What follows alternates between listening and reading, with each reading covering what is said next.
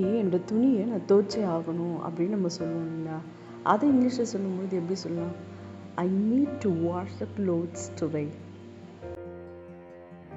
அழுக்கு துணியெல்லாம் நம்ம என்ன பண்ணுவோம்? ஒரு பேஸ்கெட்டில், ஒரு கூடையில் போட்டு வைப்போம். அது எப்படி இங்கிலீஷில் சொல்லலாம்? Put the dirty clothes in the laundry basket.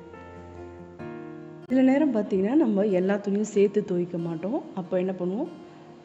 White dress தனியாக, கலர் ட்ரெஸ் தனியாக அப்படின்னு நம்ம எடுத்து வைப்போம். அது இங்கிலீஷில் சொல்லும்போது எப்படி சொல்லலாம்? Separate the white and coloured clothes. Soap water போக துணியை நல்லா அலசு அப்படின்னு நம்ம சொல்லுவோம் இல்லையா? ஸோ அது இங்கிலீஷில் சொல்லும்போது rinse the cloths well.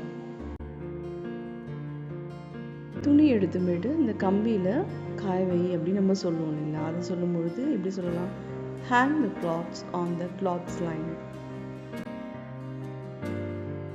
துணி காய வைக்கும் போது கிளிப்பெல்லாம் போட்டு காய வைப்போம் இல்லைங்களா? ஸோ அது சொல்லும்பொழுது எப்படி சொல்லலாம்?